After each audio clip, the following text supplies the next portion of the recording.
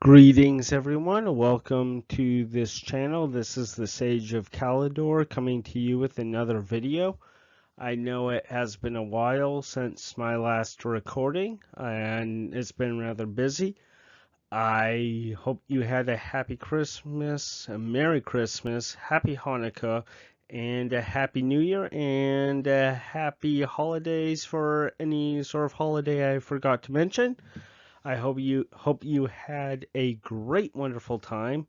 I certainly did. And let's kick the season off with my own thoughts and reactions to the movie War of the Rohirrim. Anyway, so this is my verdict. I watched the movie soon after it came out. I thought it was a great movie, very good movie. The art was different, but it was good, and it felt like Lord of the Rings. And I was impressed that Tolkien wrote about 3 pages of lore of the War of the Rohirrim, and they were relatively faithful to what was written, and the creative liberties was not too bad. I have no love for Lord of the Rings, Rings of Power. As a matter of fact, I detest it. I detest Amazon's Rings of Power so much. And one of my best friends detests Rings of Power. Yet both of us enjoyed this film and would recommend it. So let's talk about the lore on what was briefly established. So Helm Hammerhand was the king of Rohan of the last of the first dynasty of Errol. Errol was the founder of Rohan. He had a fight with Freka over marrying over his son Wolf marrying the king's daughter. And Helm killed him with a single blow to his fist. Freka's son Wolf launched a war in revenge, took Aedoras, and killed Helm's 2 sons. After that, Helm's people, the Rohirrim, were split between 2 strongholds. Doranhal, which is where in the movie, what this current movie was influenced by, which is the place where Aragorn was when he got Anduril, and also Helm's Deep. So it was so the Rohirrim were driven back, and Helm's 2 sons were killed in the fighting. Driven mad, Helm would sneak out at night and kill his enemies. And he would, before every night when he went out on a went on his sortie or his attack, he would blow his horn to terrify his enemies.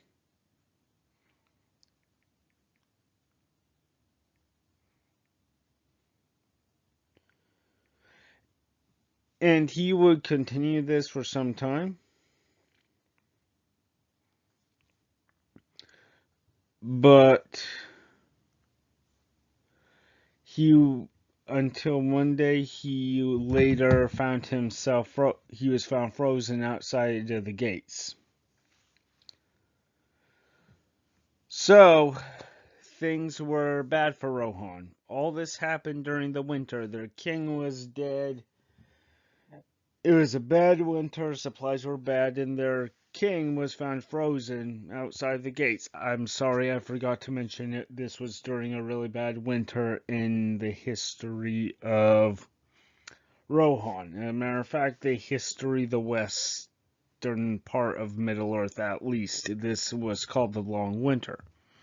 So, however, all hope was not lost. You see, his nephew, Freyleaf, was in Durnhow. During the spring, he led the rest of the Rohirrim army and crushed the Dunlending forces led by Wolf, and Freyleif became king of Rohan, and he is the ancestor of Theoden, Eomer, and Eowyn. Now let us look over the various. Before we talk about this, I am going to tell you about the various scenes, or as simplified as possible, to just show you, just so you have a basic understanding about what is going on here. So the first scene, we are introduced to Hera, the daughter of Helm, and she seemed to be more of a character from the Japanese anime, like that warrior princess or whatever sort of individual wanting to see the world and various other stuff.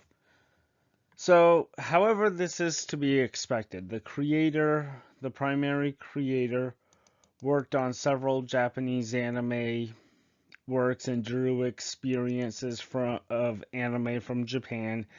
And a common trope is a rebellious princess doing her own thing.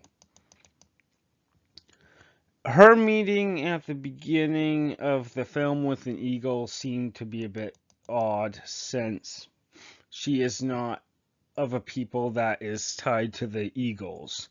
This would probably be seen more so by the elves, or maybe the Númenóreans of Gondor and the Dunedain. However, this is not common knowledge to anyone who looks at the lore, because, well, the eagles are introduced to the average audience because whenever things get bad for the good guys at the final part, whether it's in Return of the King or Battle of the Five Armies, the eagles will show up to save the day. I suspect the eagles are done just as a callback to the Lord of the Rings trilogy. And remember, this film was made as sort of a prequel to the live-action films, hence the reason why they would draw a lot of comparisons and comparing and contrasts between the two films, or between the various films. However, think about it this way. Would Eru Ilúvatar, the god of Middle-earth, want Rohan to fall? I mean, if you think about it, the eagles are the representatives of Manwë, and Manwë is, for lack of a better term, Eru Ilúvatar's right hand. Would Eru Ilúvatar knows what's going to happen. What's going to happen several centuries from now? The War of the Rings starts. What happens? Mordor, Sauron throws his might at Gondor to try to destroy it. What comes to Gondor's aid? Rohan. And Rohan helped just long enough before Aragorn showed up with his army. If it was in the movie, it was the army of the dead. If it was in the book, it was the rest of Gondor's army. So, the people of Rohan, the Rohirrim, have friendlier ties to Gondor than the Dunlendings. I would think he would know the Dunlendings. If the Dunlendings or Wolf's people gain control over Rohan, they would help Sauron with attacking Gondor. So if you look at it this way, it is highly plausible Iluvatar and Manwë through this eagle might want to keep an eye on this period in the history of Rohan to make sure Rohan does not fall to evil. And so, as a result, would be more than willing to let a shield maiden of Rohan use an eagle to work with an eagle. And yes, I am going to call her a shield maiden, contrary to what that nasty, traitorous lord said. Shield maidens were a part of Rohirrim's culture. This film talks about shield maidens as an warrior women military order of widowed women fighting to defend Rohan. However, in the Lord of the Rings trilogy, Eowyn mentioned to Aragorn, the women of old used to do this.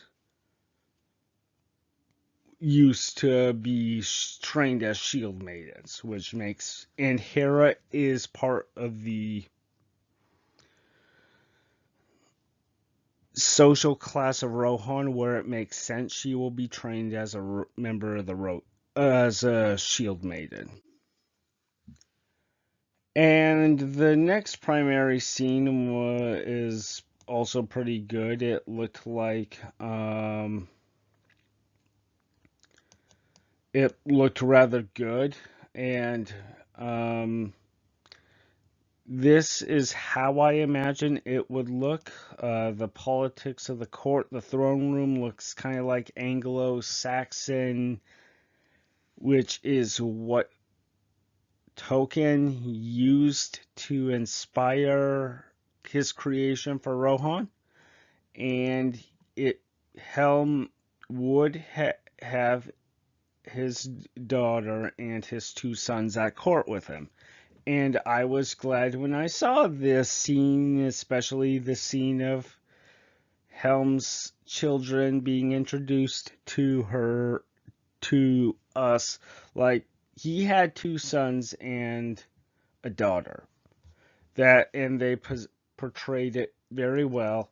And they would have likely sat like this. Various chairs, stools, everything. And contrary to what many historians say about women not doing anything, women of the nobility and royalty played a role in the politics at court. This was shown. She would at least sit with her father and maybe give some advice. It was nice to see how this court of the king worked. And also this scene introduced Freke and his son Wolf. And also Freyleaf, Helm's son, and that woman who is minding Hera, who is Freyleaf's mother. I have no problems with that whatsoever. Back to Freke and Wolf. Some people complain about Hera and Wolf having a prior relationship, but this is possible. Freke is a vassal of the king, so it makes sense Hera and Wolf might hang out together. And I will get this out of the way. All the names used were real. The throne room played out according to the lore.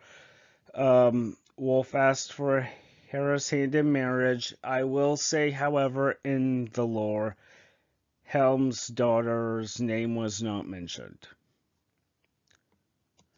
But anyway, back to the whole thing. His father asked for Wolf and Hera to marry. Helm and Freke had an argument. Helm's age was brought up, and Freke was insulted for being fat, and this would lead to a fight. There was a question about Freke's loyalty because he has had a lot of Dunlending blood in him, but at the same time, this was similar to how the fight broke out. And this leads to one of my favorite scenes, the scene between the fight between Helm and Freka. I just loved how Helm killed Freka with one punch of his fist. No, the thing is, this actually happened. Helm killed Freka with one punch of his fist. And I just loved how they just showed it. Like, I can picture, like, a thwack, a huge punch, and Freka went right down on the ground, and I just loved it. It was like, and just like, oh my word, I just thought it was awesome. I cannot talk about this well enough except for saying I love this scene. This is how I feel like the whole thing was brought up. Helm would at least be honorable enough to think of this as just a standard fight, not with weapons, and Helm did not think he would kill Freka. But at the same time, man, this was awesome. I will say this. While the build-up was going on with the two older men arguing, talking about with Hera and Wolf talking about their childhood, and Hera talking about she does not want to marry.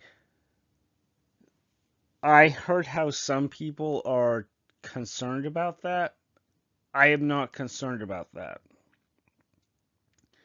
Because let us not forget, every person when they are younger has a stage where they just don't want to marry. Eowyn had no desire to marry and wanted an honorable death in battle. Well, anyway, so if you look at it this way, Hera is like a callback to to Eowyn, and the two might follow similar paths, and there is nothing wrong with it. This is like you watching, like, oh, this reminds me of Eowyn, and so it was like nothing wrong with that. I mean, there are moments where I don't want to get married, so anyway. Well, anyway, the fight ended with Freka's death, and I said before his death was accidental. Freka was out of line with treating Helm and his family with disrespect according to feudal laws. You do not insult your liege lord like that. Oh, like that. Also, when Freka drew his sword on Helm,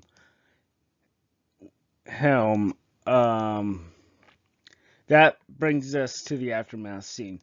Wolf drew his sword on Helm and wanted to kill him. Helm was about to choke Wolf, but Hera begged her father to stop and spare Wolf. Helm agreed and banished Wolf. I apologize showing a mercy, but I want to say Helm was within his right to execute Wolf for trying to kill him. Wolf could ask for something in recompensation or a duel to settle the whole thing. According to feudal law, Wolf had rights as a vassal to say, you killed my father even though it was an accident. I demand something in recompensation. Helm, of course, would be obliged to give something in recompensation. However, outright murder, especially if it's on his feudal lord, is a step too far. Nevertheless, this scene fits very well into the lore. And yeah. And now we get to my favorite scene. The war, the battle, it was done well. So what happened was Hera was out riding. She was caught by Wolf. She later escaped, but she discovered Isengard was being used by Wolf as a staging ground. That actually happened. Isengard was no longer occupied, so it worked very well, and it showed a very excellent battle scene where the Rohirrim army charged out Wolf's army, and Wolf's army not just included Dunlendings, but it showed Haradrim, and it showed the Mumakil or the Elephants, which were a nice lore-friendly touch. Okay, I don't know if the Elephants were in, because they were not mentioned in the lore. However, they are tied to the Haradrim in the Lord of the Rings movie film continually, and so it was a really nice touch to see that. However, I feel like the movie did not go far enough because Wolf's army included Corsairs from Umbar and Easterlings. And just to remember, just a quick reminder what the Easterlings were. They were those golden plated individuals with large halberds that walked into the Black Gate sometime during the second movie of the Lord of the Rings trilogy. I am sad we did not see more. The people were excellent warriors, and this anime wasted an awesome scene because you cannot do this in a live action very well. But I can imagine since the Easterlings had pikes, picture them in a phalanx with spears in front. The Rohirrim charge, they pull away, and just imagine how cool and terrifying it would be for an Easterling to like drive their pike axe, their halberd, right into the chest of a Rohirrim horse. The horse falls over dead, and another Easterling just comes up with its halberd raised and just smashes right into the head of the Rohirrim. That would be really cool to watch. And the movie said these were mercenaries. However, the lore said they were stirred up by the servants of Sauron. This worked because the movie was told from the perspective of Eowyn from the Jackson Lord of the Rings series. The Rohirrim will have no knowledge of Sauron. And as a result, the Rohirrim would assume Wolf used mercenaries, and this is not a stretch. Wolf's father was a rich man, and Wolf would inherit this wealth, and use this wealth he could fund an army. And the battle was excellent to watch. It felt like something from Lord of the Rings. The siege of Edoras was terrifying but awesome, and it showed the death of Helm's eldest son very well. He died at the gates of Edoras, like in the lore, as a hero. The other son died outside of Helm's Deep, and that much was true. The siege of Helm's Deep is shown in the movie as what you should expect. It was a short example of a siege. In the Middle Ages, we have the siege of Minas Tirith and the attack on Helm's Deep shown in the films were a shorter version, more of like, and it's sort of more like an assault. A siege is the defenders would stay in their tower, in the keep. The attackers would block off any way in or out, and each side would launch skirmishes at each other. It turns into a battle of wills. The first side to break is the side that loses. And in this scene, and during this scene, Hera would try to balance being the only conscious royal family member to help lead the people and watch over her father. In one case, she follows her father accidentally. He rescues her, and he has a wonderful, touching talk with his daughter. But I want to talk about Helm. During the siege, this was wintertime, and during the siege, he would blow his horn and launch raids against the enemy and would kill a few of them, each with his bare hands at a time. And one day, his body was seen frozen outside of Helm's Deep. I think the movie did especially well how it's portrayed. I think it was awesome. It was epic. His last stand, how he killed so many enemies before he was frozen. What an epic end for him. And plus, the song at the end was like Theodra's funeral song from the Lord of the Rings Two Towers Extended Edition. The final scene of Hera's battle with Wolf was a bit of creative embellishment, yet it was a nice callback to Eowyn. Plus, I get satisfaction with Wolf being seen as a slimy worm, with agreeing to a duel with Hera, and after Hera wins, he discovers a double crosses her, and he kills his commanding officer, who at this point had it out with him. But the siege ended with the arrival of Freyleaf with the rest of the Rohirrim army from Durnhow, which really did happen. They arrived during the spring and broke the siege, and Wolf was killed during this battle.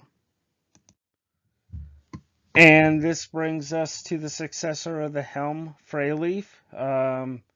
And this is what happened according to the lore. Freyleaf did succeed his uncle, and it was nice to see him ruling Aedoras and showing it being rebuilt in the background. It was nice to see Saruman enter the picture and offer his assistance. This happened in the lore. Soon after Freyleaf was crowned king, Saruman came here and offered his position as an ally, and the steward was advised by Freyleaf to give the keys of Orthanc to Saruman, so he will be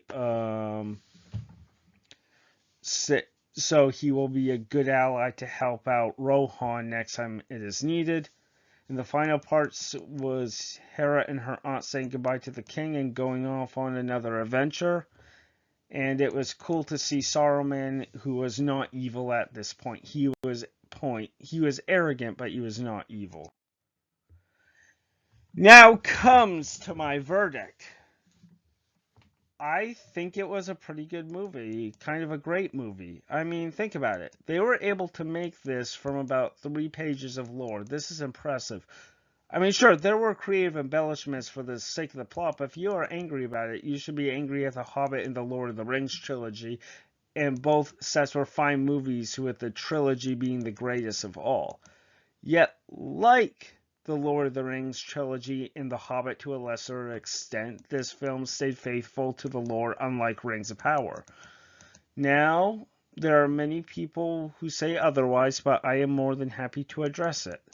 The starting one in the film is the anime. Hating something just because it is anime is dumb if you think about it.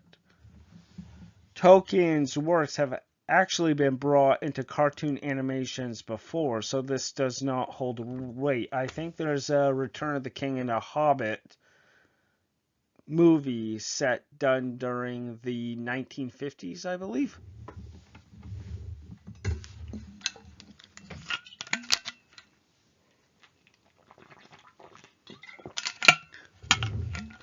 Don't quote me on that, but at the very least, there is this famous song in the Lord of the Rings fandom called Where There's a Whip, There's a Way. That comes from a cartoon animated version of Return of the King. And there's talks about Hera being a girl boss or a Mary Sue. That's not true. There is a logical explanation for her feats. She is a shield maiden, or trained as such. It is likely her older brothers would be willing to teach her sword play. It's common for older siblings to indulge with a younger sibling, especially as a sister. And if she were a girl boss or a Mary Sue, she would be always self-confident. Throughout the story, there were moments in which she broke down and had to rely on others to inspire her courage. And her taking charge makes sense. She is the last known member of the royal family, and history is filled of noble women and royal women helping and leading armies, especially in Western Europe. There is Joan of Arc, of course. There is Gwenllian Virch-Gruffudd of Wales. There is Eleanor of Aquitaine during the Second Crusade. And speaking of the Crusades, there is a woman named Iva who went on pilgrimage with her husband at around the time of the Crusades. And furthermore, anyone who wants to say she does not want to get married is something we can relate to. I mean, we've all been there. There's a moment where we just want to do our own thing and not settle down and marry. And some people might think that when the last phrase says she lived happily until the end of her days, who knows? She might have fallen in love with someone and settled down. And yeah, it comes and it goes. When you're younger, you want to do things and don't want to get married. When you get older, you're like, okay, you find something, you had your share, you want to settle down. That's it. And there is this Eowyn dilemma. It is not. Some people are saying the whole reference to the shield maidens, the warrior women of the upper class. It is saying it's an order is not a retcon because there is a logical explanation for that. Remember, this story, Hera is dressed similar to Eowyn, and this story is told from Eowyn's perspective, and Rohan has an oral tradition according to the books of the Lord of the Rings, so it makes sense this story is somewhat forgotten. Furthermore, this is still like 300 years since the time of War of the Ring, so as Eowyn would say, women without swords may die upon them. Women used to have this a long time ago. Fear neither death nor pain, so on and so forth. Bottom line is, this is probably the tail end of everything. Remember, Hera's aunt was the last of the Shield Maidens. And it's highly likely something would have happened, and her group would have trained other women, especially widowed women, to help defend their lands. And so, yeah. Another thing is the eagles. This film is tied to Jackson's films, who uses eagles a lot. As said before, eagles are messengers of the Valar and agents of Eru Ilúvatar.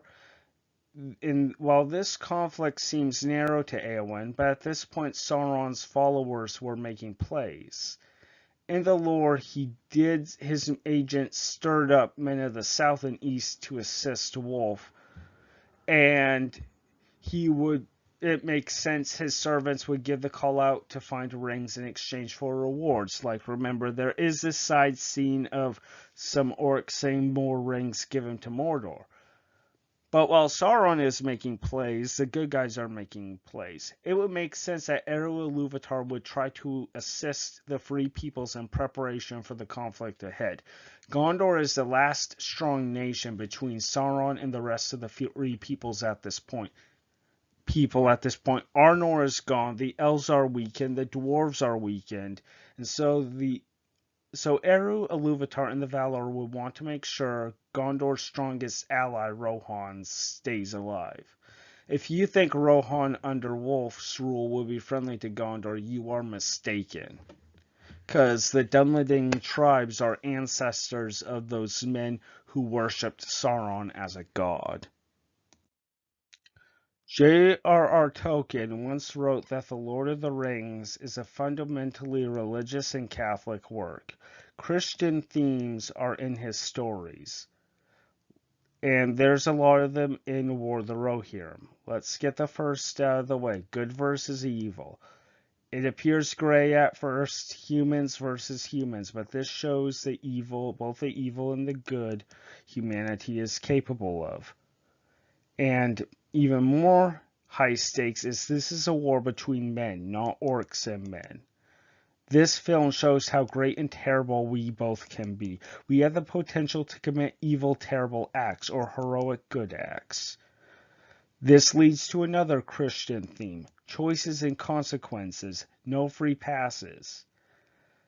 Again, there are other things: Christian virtues and characters such as courage, compassion, love, and mercy.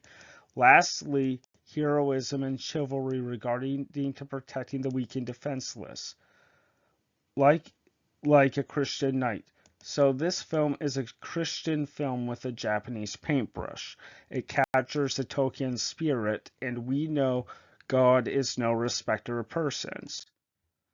And despite its flaws, I recommend War of the Rohirrim. I am aware this view is unpopular with other people who share my common views with Rings of Power. However, for this film, I encourage it. I endorse it, and it is a very good film, and I encourage you to watch it. I thank you for taking the time to watch this video with me. I apologize it took a long time, but I watched it just when it came out during the Christmas season, and I just only had time to record it all and get it all together. I hope you had a wonderful holiday, Christmas, New Year season, and it's good to be back. Until next time, bye.